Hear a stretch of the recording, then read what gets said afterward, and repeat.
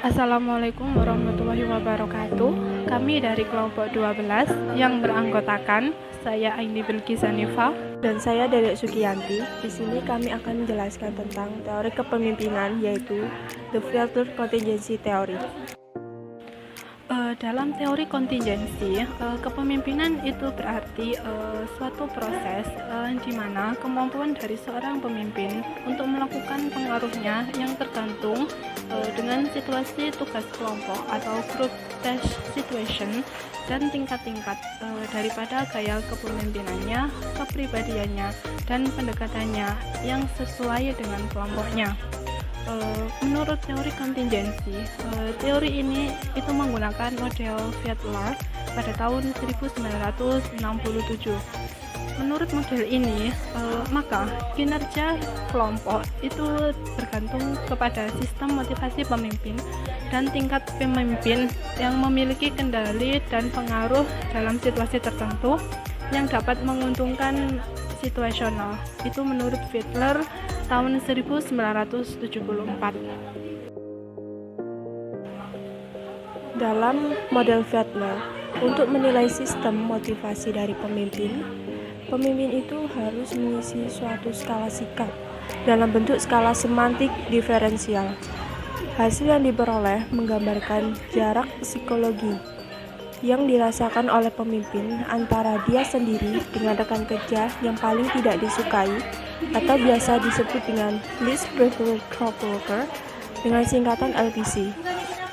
Pemimpin dengan hasil LPC rendah ini yaitu pemimpin yang berorientasi pada terlaksananya tugas itu, sedangkan pemimpin dengan LPC yang tinggi berorientasi pada hubungan antar karyawan.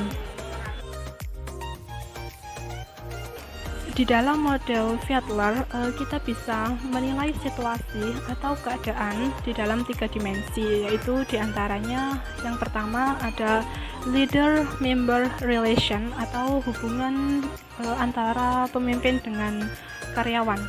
Ini terdiri dari tingkat kepercayaan dan rasa hormat dari seorang karyawan kepada pemimpin. Yang kedua ada task struktur atau tugas yang terencana.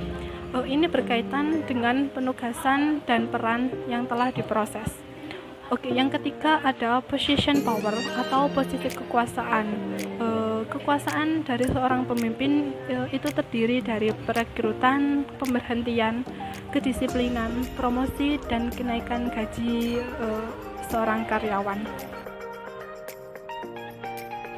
Dalam teori kontingensi ini ada model Fiedler, yang mana model ini berkaitan dengan ada 8 kategori yang berkaitan dengan leader-member relation, yaitu hubungan antara pemimpin dengan karyawan, task struktur yang berhubungan dengan tugas dan peran yang telah diproses, dan position power, yaitu yang berhubungan dengan posisi dari kekuasaan itu sendiri. Menurut Fiedler, suatu teori yang baik itu memiliki leader-member relation yang baik, task struktur yang tinggi, dan position power yang kuat atau strong. Yang mana ini di dalam gambar ini terdapat tiga jenis tingkatan, yaitu ada favorable, moderate, dan unfavorable. Unfavorable ini termasuk yang kurang baik.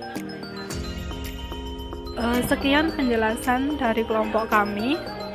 Maaf apabila ada penjelasan yang kurang jelas atau kurang dipahami. Kami mohon maaf dan wassalamualaikum warahmatullahi wabarakatuh.